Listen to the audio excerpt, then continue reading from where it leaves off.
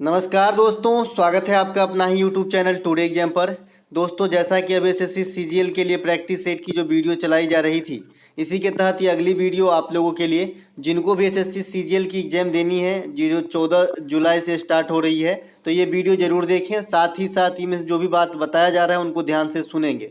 दोस्तों, बहुत सारे बच्चे आप लोगों में से कोई एक पार्टिकुलर एग्जाम का नाम ले लेते हैं, फिर बोलते हैं कि इसका करा दीजिए, इसका करा दीजिए। मैं आपको एक ही बात बताऊं, मैं जो आपको जीके जीएस पढ़ाता हूं, जहां जहां आपके इंडिया के अंदर कोई भी कम्पिटेटिव एग्जाम में जीके जीएस पूछे जाएंगे, वहां पे आपको काम आएगा। और ये नहीं कि थोड़ा बहुत काम आएगा कि भाई आपने मेरा 25 वीडियो देख लिया, एक क्वेश्चन मिल गया, है ना। अगर आपने 25 वीडियो देखा है तो गारंटी 25 में से 15 क्वेश्चन मिलवाने का भाई, है ना, ये गारंटी है ना। तो एक बार विश्वास करके देखिए और नाम पे नहीं जाइए, आप लोग बस तैयारी करते जाइए जीके की, है ना। जहां भी पूछेंगे काम ही आएगा, कहीं भी घाटा नहीं करेगा। कोई भी आउट ऑफ सिलेबस क्वेश्चन मैं नहीं रखता, मैंने पहले ही बताया है। सिर्फ वही बात बताऊंगा जो आपके एग्जाम में आते हैं, ठीक है। चलिए शुरू करते हैं आज का ये वीडियो।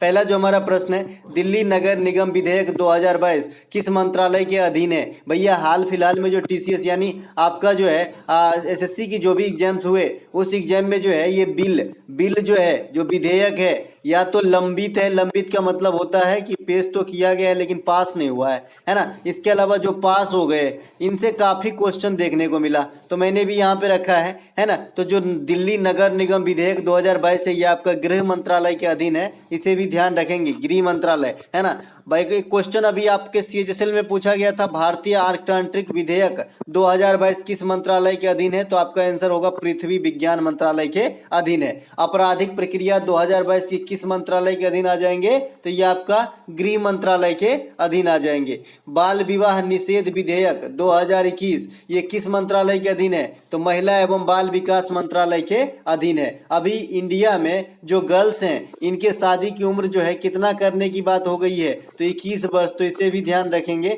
ठीक है, 21 वर्ष, ठीक है। ये बात पहले 18 वर्ष था। और मतदान की उम्र जो है 21 वर्ष से घटाकर 18 वर्ष कब किया गया था, ये लोग आप लोग मुझे जो है कमेंट करके बताएंगे, और संविधान संशोधन यानी अमेंडमेंट का नंबर जरूर डालेंगे, ठीक है। इसके अलावा पंथी लोक नृत्य किस राज्य से संबंधित है, छत्तीसगढ़ से संबंधित है।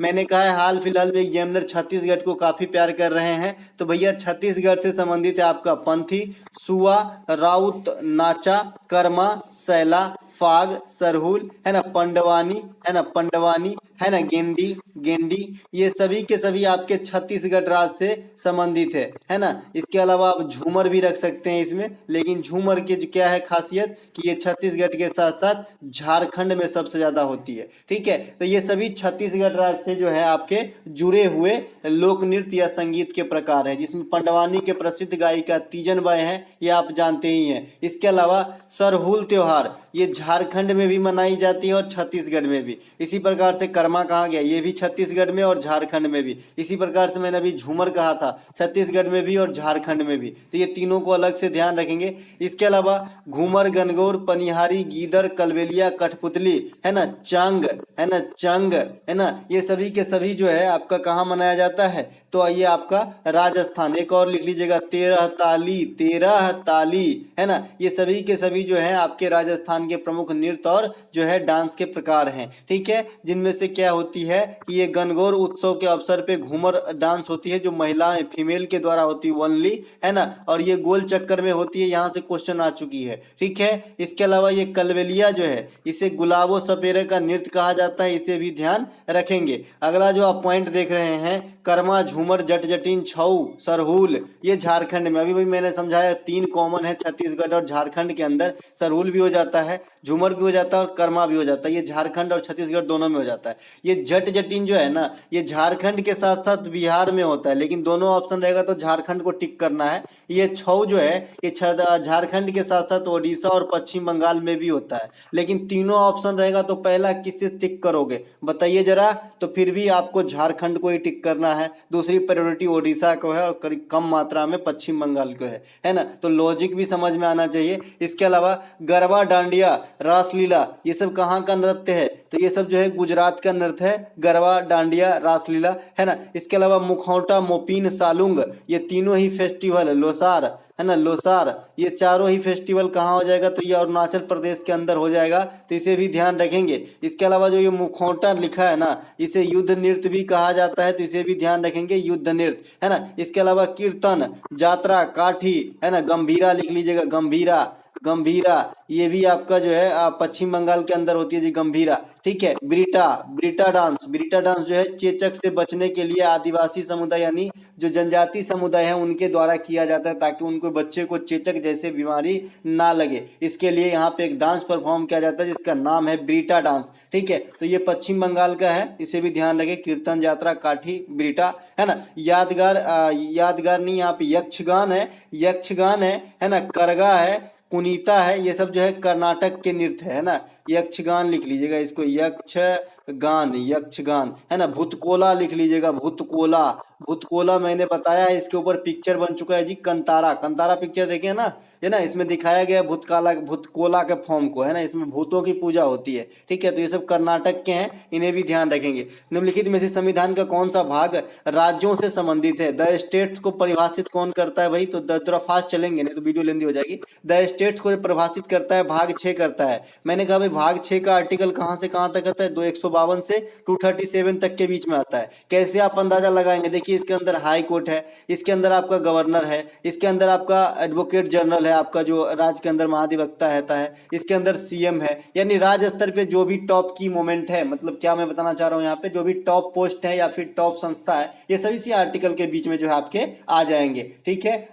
इसके अलावा जो आपका भाग 5 है, जो भाग 5 है इसमें आपका 52 से लेकर 151 तक है, इसमें संघ को परिभाषित किया गया है, द यूनियन को। इसमें जो भी संघ से संबंधित टॉप चीज है आ जाएंगे, जैसे राष्ट्रपति, है ना, महान्यायवादी, है ना, सुप्रीम कोर्ट, ये सभी इसी के अंदर जो है आ जाएंगे, प्रधानमंत्री, संसद, ये सभी इसी के अंदर जो है इंक्लूड रहेंगे, है ना। इसके अलावा भाग 4 जो है ये डीपीएसपी को जो है वेरी मतलब रिलेट करता है। कहां से कहां तक आर्टिकल है? 36 से लेकर 51 तक। किस देश के संविधान से ये चीज प्रेरित है भाई? तो ये आयरलैंड के संविधान से प्रेरित है। आयरलैंड के संविधान से राज्यसभा में 12 सदस्यों का मनोनयन जो प्रेसिडेंट करते हैं, ये भी जो प्रक्रिया है ये भी आयरलैंड के संविधान से ही लिया गया है, तो ये बात भी ध्यान रखेंगे। भारत भाग 3 में जो है मौलिक अधिकार, फंडामेंटल राइट को शामिल किया गया है, जो वर्तमान में 6 हैं, पहले 7 हुआ करता था। 44वां संविधान संशोधन 1978 के द्वारा संपत्ति के अधिकार को मौलिक अधिकार यानी फंडामेंटल राइट से हटाकर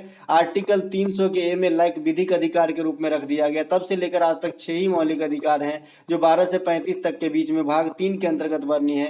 यूएसए के संविधान से लिया गया है ना। इसमें कई सारे अधिकार है, राइट टू इक्वलिटी है, शोषण के विरुद्ध अधिकार है, धर्म की स्वतंत्रता है, अल्पसंख्यक हित है, संवैधानिक उपचारों का अधिकार है, प्रेस की स्वतंत्रता है, ये हमारे हैं गए जी मौलिक अधिकार। इसके अंदर एक आर्टिकल जरूर अलग से याद रखें, 21 का है, इसे कहते हैं शिक्षा का अधिकार, जो मौलिक अधिकार है 6 से 14 वर्ष तक के बच्चों को निःशुल्क शिक्षा लेना, है ना। खाली आर्टिकल 21 कहेगा ना तो इसका मतलब है प्राण एवं दैहिक स्वतंत्रता का अधिकार, जिसे निजता का अधिकार भी कहते हैं। तो खाली आर्टिकल 21 अलग है, आर्टिकल 21 का जो बच्चा है आर्टिकल 21 है वो शिक्षा से संबंधित है, जो 2002 में 86वां संविधान संशोधन के द्वारा अटैच किया गया था, है ना। तो ये बात भी ध्यान रखना, हालांकि फंक्शनिंग बाद से हुआ था। इसके अलावा भारत भाग 2 में क्या है भाई? नागरिकता है, 5 से 11 तक ब्रिटेन के संविधान से लिया गया है ना, सिटीजनशिप। इसके अलावा संविधान के कुल 22 भाग है, जो 25 भागों में विभक्त है, तथा अनुसूची जो है ये 12 है। जब संविधान बन के तैयार हुआ था तो अनुसूची कितना था? 8 गो अनुसूची था, तो इसे भी ध्यान रखेंगे। इसके अलावा 7वीं अनुसूची में तीनों सूची, जैसे आपका संघ सूची, यूनियन लिस्ट, है ना, समवर्ती सूची, कंकरन लिस्ट, और आपका जो एक और है राज्य सूची, स्टेट लिस्ट, इनका वर्णन किया गया है। कल मैंने आपको बताया था कि 8वीं अनुसूची में 22 भाषा है, ये तो बता ही देती है। इसके अलावा मैंने ये जो 7वीं अनुसूची में ये तीनों चीज शामिल है, इनमें किसमें कितने कितने मदों को शामिल किया गया, कितने कितने विषय को रखा गया है। तो संघ सूची में, द यूनियन लिस्ट में 100 विषय हैं। इसके अलावा आपका 61 विषय कंकरंट राज्य सूची में है, और सबसे कम जो है कंकरंट में है कितना? 52 विषय। तो ये तीनों बात के भी ध्यान रखेंगे, ठीक है। किस पे कौन कानून बनाता है ये तो आपको मैं समझा ही चुका हूं। इसके अलावा एक चीज और मैं यहाँ पे बता दूं कि संघ सूची, राज्य सूची, समवर्ती सूची के अलावा जो भी चीज अभी तक इस तीनों सूचियों में किसी भी कारणवश से शामिल नहीं कर पाया, पाया गया उसे अवशिष्ट शक्ति कहा जाता है। और ऐसे अवशिष्ट शक्ति पे कानून बनाने का अधिकार एकमात्र सेंट्रल गवर्नमेंट को है, यानी केंद्र को है। और ये व्यवस्था जो है, इस प्रकार की व्यवस्था, ये कनाडा के संविधान से प्रेरित है, तो इसे भी ध्यान रखेंगे। किस युद्ध में अंग्रेजों ने फ्रांसीसी को हराया था? भैया किस युद्ध में अंग्रेजों ने फ्रांसीसी को हराया था? तो भैया जो फ्रांसीसी को हराया गया था, ये बार्डिवास का युद्ध हुआ था, 1760 ईस्वी में हुआ था। यह युद्ध एक निर्णायक युद्ध था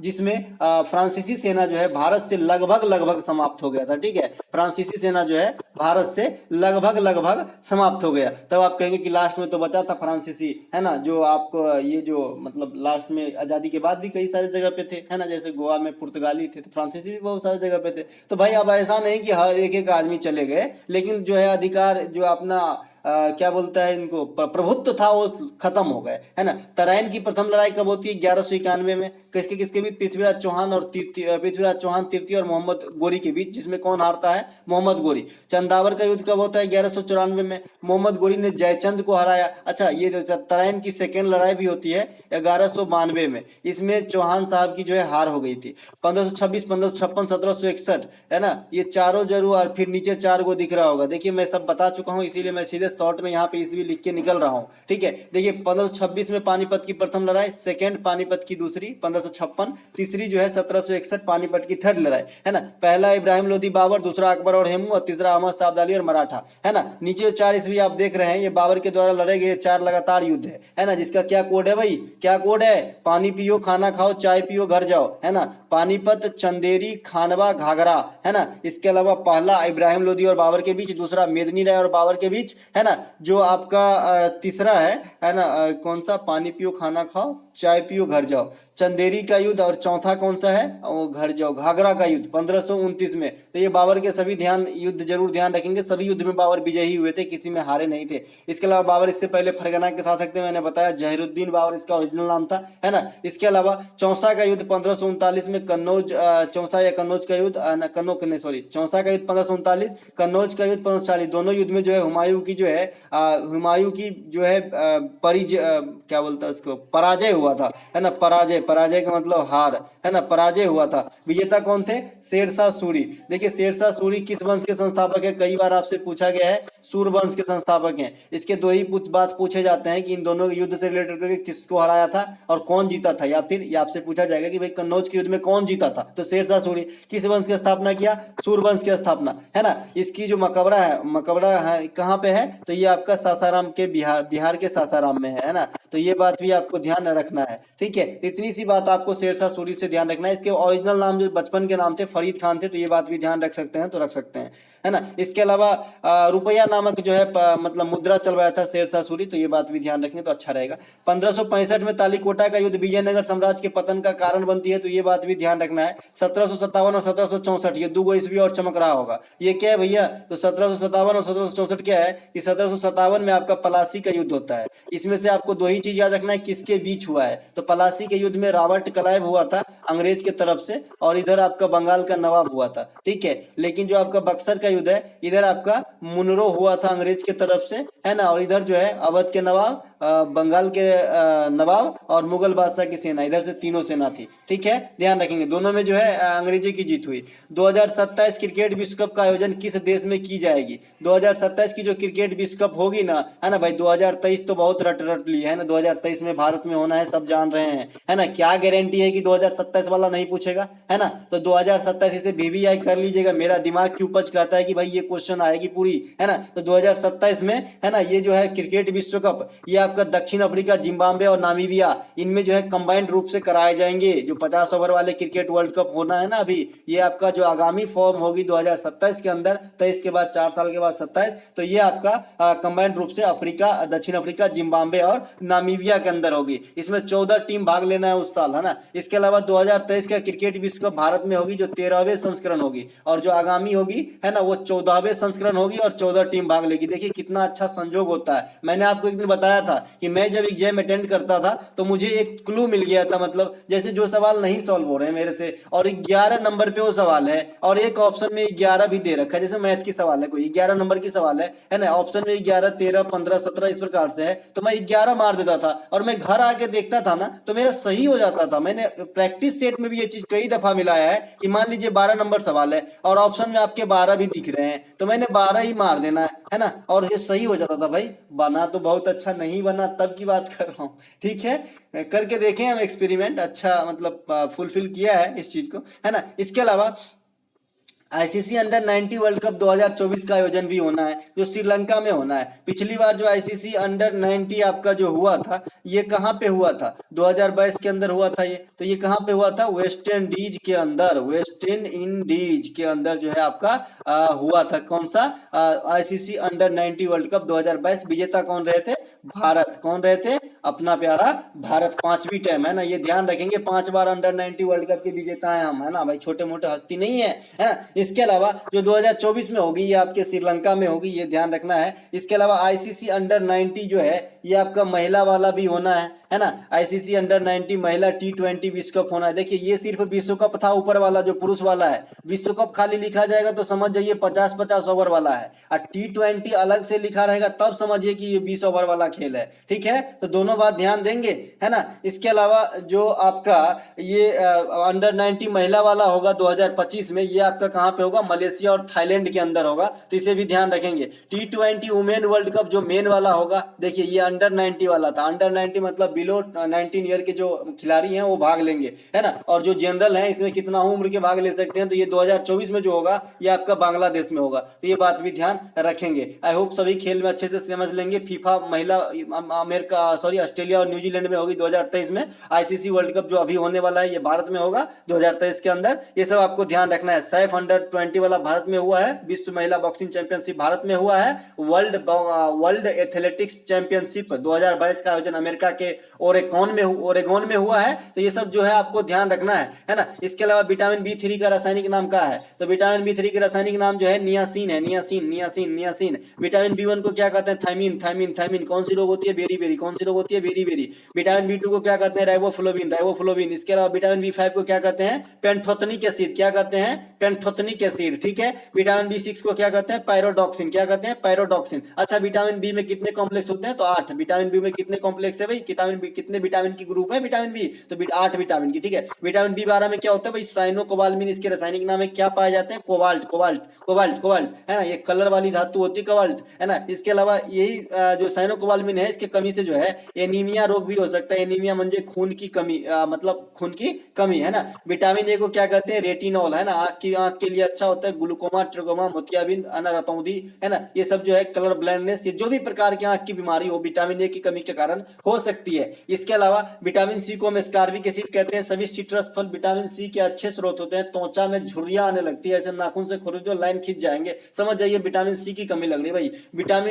vitamin D calciferol, vitamin E tocopherol. Vitamin E की कमी से जनन क्षमता में कमी होती है, साथ ही साथ ये भी त्वचा से संबंधित जो है केयर करता है हमारा विटामिन ई, है ना। विटामिन डी की कमी से हड्डी से संबंधित रोग होती है, तो ये बात भी ध्यान रखना है। इसके अलावा किस जनरेशन के कंप्यूटर में निर्वात का उपयोग किया गया था, तो भैया फर्स्ट जनरेशन के कंप्यूटर में निर्वात का उपयोग किया गया था, है ना। सेकेंड जनरेशन के कंप्यूटर में ट्रांजिस्टर का आविष्कार किया गया था। ट्रांजिस्टर के आविष्कारक कौन है, जॉन बार्डिन। कौन है, जॉन बार्डिन और विलियम शॉकले, इस प्रकार से नाम है इनके, है ना। शॉकले और बार्डिन आपको याद रखना है जिन्होंने ट्रांजिस्टर को बनवाया था, है ना। तीसरी जनरेशन के कंप्यूटर में आईसी चिप का प्रयोग होता है।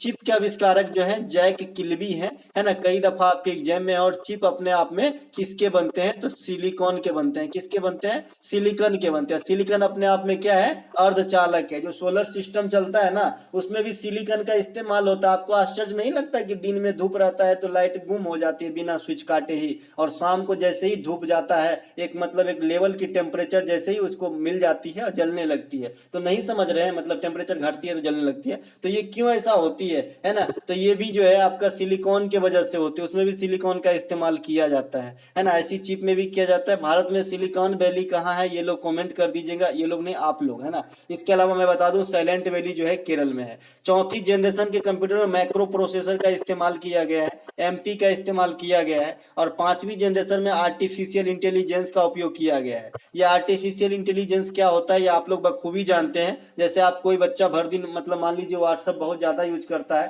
तो जो वर्ड ज्यादा टाइप करता है, जैसे इन्होंने लिखना है कि मैंने खाना खा लिया, है ना, तो जैसे ही मैंने लिखेगा ना तो आगे खाना लिख के अपने आप आ जाएगा, है ना, उनके माइंड में फिट है कि अब ये लिखना चाहता है। इसे आर्टिफिशियल इंटेलिजेंस कहते हैं। कंप्यूटर का पिता चार्ल्स बेबेज को कहा जाता है, सुपर कंप्यूटर का पिता सैमुअल क्रे को कहा जाता है। भारत में सुपर कंप्यूटर का पिता विजय भटकर को कहा जाता है। भारत में सुपर कंप्यूटर की संस्था सीडेक है जिसकी मुख्यालय पुणे के अंदर स्थित है। भारत के प्रथम सुपर कंप्यूटर परम 8000 था, तो इसे भी ध्यान रखेंगे। भारत के कई सारे आईआईटी में सुपर कंप्यूटर लगाया गया है, जैसे आईआईटी असम में परम कामरूप लगाया गया है। इस प्रकार से जो है आपको ध्यान रखना है। चलते हैं आगे। अगला हमारा आईपीएल 2023 के लिए नीलामी में सबसे महंगा खिलाड़ी कौन बिके हैं, वही तो सैम करन, किसके हैं, इंग्लैंड से। आईपीएल 2023 के विजेता सीएसके, उपविजेता जीटी, है ना। पर्पल कैप शुभमन गिल ना, शुभमन नहीं, यजुवेंद्र चहल विकेट लेने के लिए मिलता है। और जो आपका ऑरेंज कैप है ये मिला है शुभमन गिल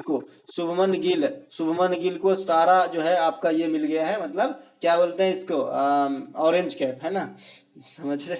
इसके अलावा इसे किंग्स इलेवन पंजाब ने खरीदा है, तो ये बात भी आपको ध्यान रखना है। इसके अलावा तरंग दैर्घ्य का प्रतीक क्या होता है, मैंने ऐसा क्वेश्चन पूछते देखा है, तो तरंग दैर्घ्य का प्रतीक इस प्रकार से लैम्डा टाइप से होती है ना, ये बात भी ध्यान रखेंगे। इसके अलावा किस रंग की तरंग दैर्घ्य सबसे अधिक होती है, तो लाल रंग की तरंग दैर्घ्य जो है सबसे अधिक होती है, और जो भी बैगनी रंग के कलर पे होगा उसकी तरंग दैर्घ्य घटती जाएगी। मान लीजिए पूरा बैगनी है तो सबसे कम तरंग दैर्घ्य होगी, और आसमानी है तो उसी का न भाई भतीजा है, तो इसका भी कम में होगा लाल के एवज में, समझ रहे हैं, मतलब लाल का सबसे ज्यादा होगा आपका तरंग दैर्घ्य, है ना। अब मैंने एक चीज बताया है आपको याद हो तो, है ना, तरंग दैर्घ्य और जो है आपका प्रकीर्णन ये एक दूसरे के क्या होते हैं, व्युत्क्रमानुपाती होते हैं। एगो बढ़ेगा तो दूसर का जो है घटेगा, है ना, ज्यादा तरंग दैर्घ्य तो कम प्रकीर्णन, ज्यादा प्रकीर्णन तो कम तरंग दैर्घ्य, समझ रहे हैं। उसी प्रकार से आपका चालकता और प्रतिरोधकता है, चालकता और प्रतिरोधकता है, चालकता बढ़ेगा तो प्रतिरोधकता घटेगा, है ना, चालकता घटेगा तो प्रतिरोधकता बढ़ेगा, ठीक है। इसके अलावा साहित्य अकादमी पुरस्कार 2022 किसे दिया गया है, तो भैया बद्री नारायण को दिया गया है, हिंदी भाषा के लिए, है ना, तुम्हारी के शब्द के लिए, इस प्रकार से नाम है इनका, तुमड़ी के शब्द, है ना, इस प्रकार से जो है इन्होंने कुछ काव्य लिखा है, इनके लिए इन्हें दिया गया है साहित्य अकादमी पुरस्कार 2022। और अंग्रेजी भाषा में जो है ना, ये आपको अंग्रेजी भाषा में अंग्रेजी भाषा में मुझे अभी याद नहीं आ रहा है, उस किताब का जो नाम है ना, जो राइटर लिखे हैं कि every lives you can not live, इस प्रकार से कि हम प्रत्येक जिंदगी नहीं जी सकते, इस प्रकार से है। इनको अनुराधा नाम है इनका, अनुराधा सिंह या अनुराधा कुछ नाम है, लेकिन अनुराधा नाम है, ठीक है। तो इन्हें मिला है अंग्रेजी के अंदर, तो इसे भी ध्यान रखेंगे। इसके अलावा व्यास सम्मान जो है असगर वजाहत को पिछले बार मिला था, है ना, तो इसे भी ध्यान रखेंगे। अभी इसमें से जो है ये सब पुराने हो गए थोड़ा, लेकिन अब ये नहीं पूछे जाएंगे, लेकिन आपको जो है गीतांजलि श्री वाला जरूर पूछा जाएगा, क्योंकि ये अभी लेटेस्ट है। ये दोनों जो है इंटरनेशनल बुकर पुरस्कार और बुकर पुरस्कार अभी भी लेटेस्ट है, इन्हें ध्यान रखेंगे। तो इंटरनेशनल बुकर, अच्छा भाई साहित्य अकादमी पुराना नहीं हुआ है, साहित्य अकादमी पुराना नहीं हुआ है। साहित्य अकादमी जो है हमारे मई वाले मैगजीन में भी छपे थे, है ना, तो ये ज्यादा पुराने नहीं हुए, पूछे जाएंगे। तो साहित्य अकादमी आपका हिंदी में बद्री नारायण, अंग्रेजी में अनुराधा, इनके किताब का नाम मैंने बता ही दिया, every lives we do not lives, इस प्रकार से नाम है, ठीक है। बुकर पुरस्कार 2022 जो है ना, ये श्रीलंकन राइटर करुणा सेहान तेलका को दिया गया है, और इंटरनेशनल बुकर पुरस्कार भारतीय मूल के गीतांजलि श्री को द टॉम्ब ऑफ सैंड के लिए दिया गया है, और 2023 वाला भी घोषणा नहीं हुआ है। फीफा वर्ल्ड कप 2022 में गोल्डन ग्लव्स के पुरस्कार मैंने कल तीनों ही बताए हैं, golden gloves, golden ball, golden boot. तो golden gloves Emiliano Martinez, golden ball आपका लियोनल मेसी, और गोल्डन एक बच गया जूता मतलब बूट, तो किलियन एम्बाप्पे को मिला है, ठीक है। तो ये तीनों ध्यान रखेंगे। फीफा 2022 कतर में हुआ था, विजेता अर्जेंटीना रहा था, विजेता फ्रांस रहा था। फीफा 2026 जो आगामी होगी मेक्सिको यूएसए कनाडा में होगी। लेडीज वाली फीफा जो है इसी साल ऑस्ट्रेलिया प्लस न्यूजीलैंड के अंदर होगी 2023 में, है ना। फीफा की स्थापना 1904 में हुआ था। मुख्यालय जो है ज्यूरिख के अंदर है, ये मैंने कल भी बताया था, फीफा वाला मुख्यालय वाला। 1857 के विद्रोह के समय भारत के गवर्नर जनरल कौन था? लॉर्ड कैनिंग था। यही जो है लॉर्ड कैनिंग, लॉर्ड मत कहिए है ना, लॉर्ड मत कहिए है ना, ये लॉर्ड कहने के लायक नहीं। तो ये जो है वायसराय बने थे गवर्नर जनरल से पहला भारत का, ठीक है, तो ये बात भी ध्यान रखेंगे। इसके अलावा इन्हीं के समय जो है आपका संथाल विद्रोह हुआ था। संथाल विद्रोह छोटा नागपुर के आसपास के पठारी क्षेत्र में 1855-56 में, ठीक है, तो ये बात भी ध्यान रखेंगे। संथाल विद्रोह का नेता भी आपसे डायरेक्ट पूछा जाता है, सिद्धू और कानू होते हैं, है ना। इसके अलावा जो आपका ये 1857 का विद्रोह हुआ था, ये कब जो है स्टार्ट हो गए थे? तो 10 मई को, यानी 10 मई 1857 को जो है मेरठ से अपनी चिंगारी में जो है सुलगने लगा था। इसके अलावा करवली उत्सव का आयोजन किस राज्य में किया जाता है? तो कर्नाटक। यही मैंने एक जगह लिख के लिया था, यहाँ पे मैंने फोटो से आपको दिखाना है, ये है करवली उत्सव, ठीक है। इसके अलावा क्या था? और करगा था, यक्षगान था, भूतकोला था, ये सब कर्नाटक के थे, ठीक है। थाईपुसम, इस पे मैंने एक वीडियो बनाया था जी, इसी प्रकार से फिगर के साथ। तो जो बच्चे नहीं देखे, जिनको इस प्रकार से चीजों में तकलीफ है, जरूर देख लें। 10 मिनट की, हमको लग रहा है 10 मिनट का भी नहीं होगा। थाईपुसम त्योहार का आयोजन जो है ये आपका तमिलनाडु के अंदर होता है। जिस प्रकार से आप देख रहे हैं भाई साहब कितने सुई चुभे हैं बाबा, है ना। ये थाईपुसम, ये थाईपुसम में किसकी पूजा होती है? अभी अभी आपके एमटीएस में पूछा गया, तो भगवान मुरुगन की पूजा होती है, ठीक है। इसके अलावा ये थाईपुसम के साथ साथ तमिलनाडु का और कौन कौन सा त्योहार है? तो एक तो आपका जी पोंगल है, एक आपका जी पोतांदु है जो नव वर्ष है ना।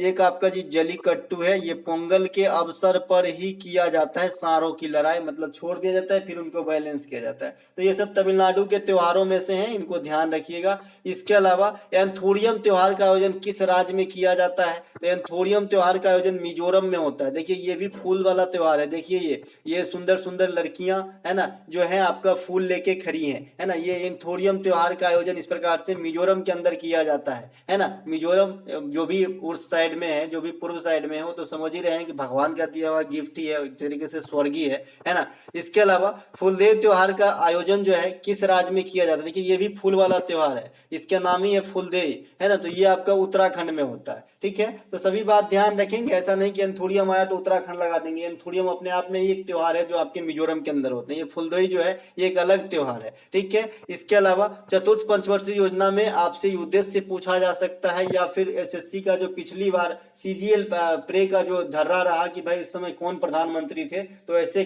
करके आपसे क्वेश्चन पूछा जा सकता है। तो चतुर्थ पंचवर्षीय योजना का जो अवधि रहा था 1969 से 1974 रहा था, ठीक है। तो ये बात भी ध्यान रखेंगे, 1969 से 1974। देखिए पहला था 51 से 56, यानी 1900 जोड़ लीजिएगा, 6 5 11, 56 से 61 था, है ना। 56 से 61, 61 से 66 था। तो ये होना चाहिए आपका 66 से 71, लेकिन 3 वर्ष जो है बीच में गैप रहे, ठीक है। तो ध्यान रहे, है ना, ये बात भी आपको ध्यान रहे, 3 वर्ष जो है बीच में गैप है, ब्रेक है। इसके बाद चौथा पंचवर्षीय योजना आता है, ठीक है। तो देखिए पहला जो था ना 51 से 56, ये हैराड डोमर के मॉडल पे था, है ना, और इसमें जो है कृषि पे विशेष बल दिया गया था। दूसरा जो था महान लोविस मॉडल पे आधारित था, इसमें भारी उद्योग पे विशेष बल दिया गया था। और तीसरा जो पंचवर्षीय योजना है, ऊपर के दोनों जिस पे बल दिया गया, इसमें कंबाइंड बल दिया गया, यानी भारी उद्योगों पे बल दिया गया और आपका जो है क्या बोलते हैं कृषि पर भी बल दिया गया। तो ये तीनों समझ गए कि किस पे बल दिया गया। चौथा जो है इसमें बहुत सारे चीज हुए। सबसे पहले तो उस समय प्राइम मिनिस्टर जो है भारत की आयरन लेडी इंदिरा गांधी थी, है ना। यहाँ पे जो है आपका बैंकों का राष्ट्रीयकरण करवाया गया, इसरो की स्थापना करवाए गए, है ना। इसी बीच में हमारे साथ जो है भारत और पाकू के साथ यानी पाकिस्तान के साथ एक युद्ध हो जाता है बांग्लादेश के मुद्दे पे 1971 में। ये भी क्वेश्चन आपसे पूछा गया है एसएससी के फेज 11 में, है ना, कि भाई किस पंचवर्षीय योजना में भारत और पाकिस्तान के बीच युद्ध हुआ था, है ना। तो ये मतलब 1971 में, है ना। तो ये आपका जो है जब बांग्लादेश के मैटर पे हुआ था, है ना। इसके अलावा योजना का उद्देश्य क्या था? स्थायित्व के साथ जो है आर्थिक निर्भरता को प्राप्त करना, है ना। इसके अलावा जो चूने के पानी में कार्बन डाइऑक्साइड गैस मिलाने पे क्या होता है? भाई चूने के पानी में, जिसे दूधिया वाटर कहते हैं, इसमें कार्बन डाइऑक्साइड गैस मिलाते हैं तो कैल्शियम कार्बोनेट बनते हैं। क्या बनते हैं? कैल्शियम कार्बोनेट बनते हैं। कैल्शियम कार्बोनेट का सूत्र समझते हैं, CaCO3 होता है ना, जिसे संगमरमर भी कहते हैं, संगमरमर, ठीक है। तो ये बात भी ध्यान रखेंगे। या पानी के रंग को दूधिया कर देता है, ये बात भी ध्यान रखना है। इसके अलावा कली चूना का फॉर्मूला मैं आए दिन पूछते देखा और बच्चे कंफ्यूज इस छोटे से फार्मूला में। तो CaO होता है, कैल्शियम ऑक्साइड कली चूना यानी जिंदा चूना, और CaOH का होल ट्वाइस होता है यानी कैल्शियम हाइड्रोक्साइड, ये मरा हुआ चूना या बुझा हुआ चूना, है ना। धोवन सोडा क्या है भाई, sodium sodium carbonate, sodium carbonate को धोवन सोडा कहते हैं। इसका सूत्र की बात करेंगे तो Na2CO3 होता है ना। एगो खाने वाला सोडा होता है NaHCO3 होता है ना। NaHCO3 जैसे सोडियम बाइकार्बोनेट कहते हैं। आपके नीचे लिखा हुआ है आयोडीन, इसी में से सूत्र आता है जी। मिल्क ऑफ मैग्नीशिया MgOH का होल ट्वाइस होता है, इसी में है ना। इसे मिल्क ऑफ मैग्नीशिया कहा जाता है, मैग्नीशियम हाइड्रोक्साइड को। प्लास्टर ऑफ पेरिस है ना, इसको कैल्शियम सल्फेट हेमीहाइड्रेट कहा जाता है। कैल्शियम सल्फेट SO4 हेमीहाइड्रेट मतलब हाफ H2O, है ना। तो CaSO4 हाफ H2O होता है आपका प्लास्टर ऑफ पेरिस का। इसका इस्तेमाल डॉक्टर किए हैं, ये तो जानते हैं। हाथ पैर टूट जाएगा तो उजर का जो लेप लगाता है ना, और एक ऐसे लटका देगा गला में कि हाथ मत हिलाना 1 महीना तक। तो ये प्लास्टर ऑफ पेरिस का ही है, मूर्ति के सांचा बनाने में इस्तेमाल होता है।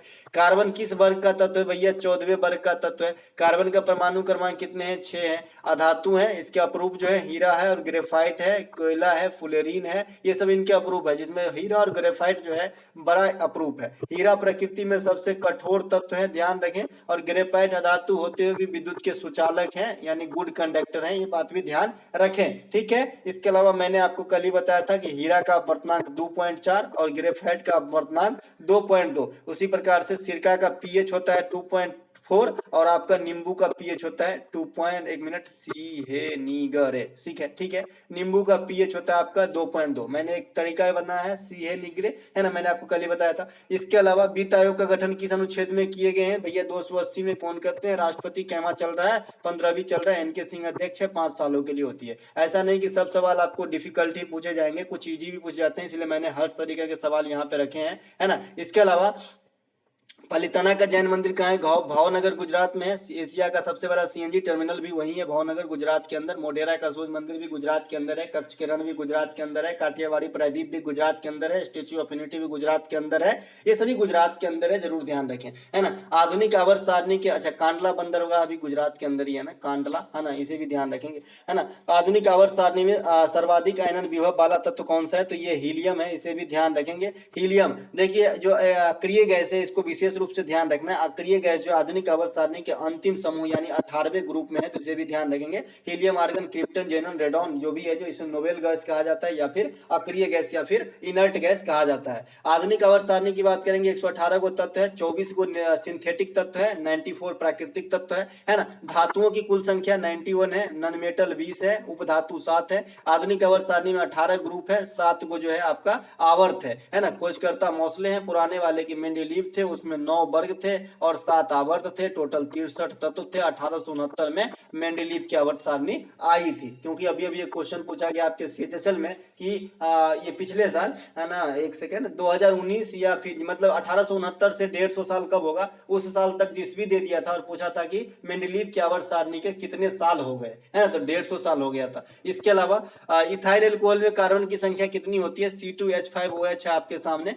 तो कितने हो जाएंगे कार्बन की संख्या, है ना, यहाँ पे आप देख पा रहे हैं, तो 2 गो हो जाएगा। देखिए एल्केन, इल्किन, एल्काइन का जो सूत्र है वो ध्यान रहेंगे तो आप बहुत सारे चीज को जो है खुद से क्रिएट कर सकते हैं। एल्केन का होता है CnH2n+2, एल्कीन का होता है जो छोटकू है एल्कीन, तो CnH2n होता है खाली, ठीक है। और एक एल्काइन होता है जो 5 वर्ड में लिखा जाएगा, एलकाइन, इस प्रकार से। तो जो एल्काइन होते हैं ना, ये CnH2n-2 होता है। तो ये तीनों ध्यान रखेंगे, एल्केन, एल्कीन, एल्काइन, ठीक है। ये काम आएगा जी। आप n का मान मतलब 1 2 3 ऐसे पुट करते जाएंगे, इसका नाम बदलते जाता है। कैसे नाम बदलते जाता है, जैसे methane, ethane, propane, butane, pentane, hexane, heptane, nonane, decane, इस प्रकार से जो है इनका नाम बदलते जाता है। ISO अंतरराष्ट्रीय मानव संघ का मुख्यालय कहाँ पे स्थित है भाई, तो ये जेनेवा के अंदर स्थित है। ISO प्रमाण आपने देखा होगा, इंस्टीट्यूट वगैरह पे लिखा रहता है।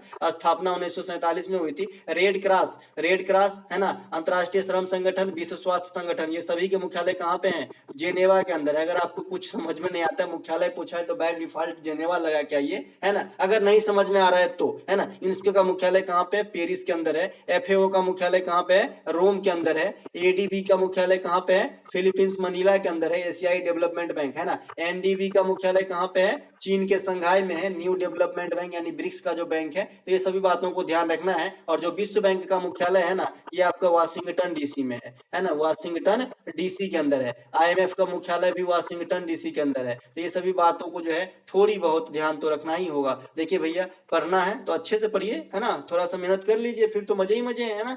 बांग्लादेश की जो सीमा है ये भारत के साथ सबसे लंबी लगती है। साथ ही साथ किस राज्य को टच करता है मैं यहाँ पे बता दूं, क्योंकि यहाँ इंपोर्टेंसी ज्यादा है। काफी बार क्वेश्चन रिपीट किए गए हैं। कल आपका आईसीआर का एग्जाम हुआ था, आज भी हुआ था, तो आज नहीं कल 2 शिफ्ट में क्वेश्चन पूछे गए बांग्लादेश वाली, है ना। तो इसकी इंपोर्टेंसी हाल फिलहाल में ज्यादा लग रहा है। तो बांग्लादेश सबसे पहले 4096.78 किलोमीटर की जो सीमा है ये भारत के साथ साझा करता है, जो सबसे बड़ी सीमा है। ये टका जो है ये बांग्लादेश की आधिकारिक मुद्रा है, और ढाका जो है राजधानी है, ढाका टका, है ना। इसके अलावा 1971 में जो है पाकिस्तान से आजाद हुआ था, अच्छा हुआ आजाद हो गया, है ना। इसके अलावा जो ये राज्य से टच करता है, असम, मेघालय, मिजोरम, त्रिपुरा और पश्चिम बंगाल। आप देख सकते हैं इस नक्शा के माध्यम से कि कौन कौन से राज्य जो है बांग्लादेश के टच में है। और त्रिपुरा जो है ये बांग्लादेश से तीनों ओर से घिरा हुआ भारतीय राज्य है, तो इसे भी ध्यान रखिए। देखिए ये त्रिपुरा है, ये वाला, तो ये एक साइड से जो है यहाँ से है, जो असम का थोड़ा सा बाउंड्री कवर करता है, मिजोरम का, और एक 3 साइड से जो है त्रिपुरा ही घेर लिया, सॉरी बांग्लादेश ही घेर लिया है। इसके अलावा आपका पीरियोडिक टेबल मुझे दिखाने की थोड़ी सी मन है, मैंने यहाँ पे दिखा दिया है। एसएससी का एक जो है धर रहा है कि जो नजदीक के कुछ तत्व हैं,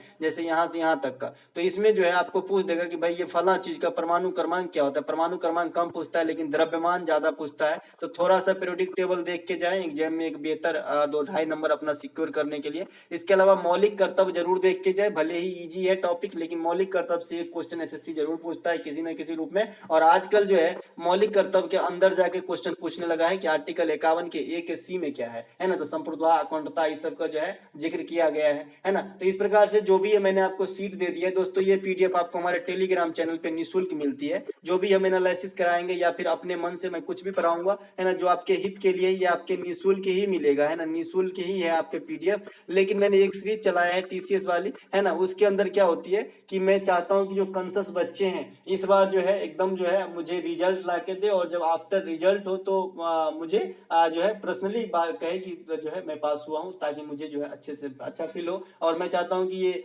थोड़ा सा 10-20-25 रुपया अगर खर्च करेगा बच्चा, कि मैं ही कोई चीज में 25 रुपया खर्च करूँ, तो मैं चाहूंगा ना भाई, है ना, अगर मैं 25 रुपया खर्च करके भोज खाने जाऊं तो मैं तो 3 थाली खाऊंगा, है ना, कि भाई इतना दूर आया हूँ, पैसे भी खर्च हुए, खाने दो, है ना। तो इसी प्रकार से मैंने 25 रुपया रख दिया है सभी पीडीएफ का, ताकि जो है बच्चे थोड़ा सा इस पैसे के लिहाज से भी पढ़े अच्छे से, है ना। वैसे आप लोग तो समझ ही रहे होंगे, ऐसा नहीं है कि जो है अगर मुझे ऐसा होता कि मैं सारे ऐसे पैसे ही लेना है तो मैं सबका लगा देता, तो ऐसे तो कर नहीं रहे। साथ ही साथ मैं ये भी नहीं पढ़ा, मतलब एक सब दिन एक बात जरूर बताता हूँ आपको, कि अगर मुझे यूट्यूबर के जैसे काम करना होता है कि भाई कुछ भी उठाओ पढ़ा दो, बहुत सारे यूट्यूबर है एक ही चीज को 25 बार पढ़ाएंगे, पढ़ा देंगे, फिर 1 महीना 2 महीना बीत गया आपका, फिर ले लिए, फिर पढ़ा दिए, है ना। कोई किताब उठाया, 2 पन्ना स्कैन किया, बस पढ़ा दिए, और बच्चे उसी में ऐसे ताली की गूंज मारेंगे कि जैसे लगता है कि कान बहरा हो जाएगा, है ना। भैया ऐसे मत करो, भीड़ की हिस्सा मत बनो, है ना। भाई दूसरा बच्चा क्या कर रहा है कि जो आप नहीं कर रहे हो, है ना, तो वो देखो ना। या फिर दूसरे बच्चे क्या नहीं कर रहे जो आपको करना है कि आपकी सिलेक्शन होना है ना। तो भाई पढ़ो वही जो काम आए। मेरे तो एक ही फंडा है, कम पढ़ो दुरुस्त पढ़ो, है ना। इसके अलावा ये आप मैंने कहा कि भाई 42वां संविधान संशोधन जो है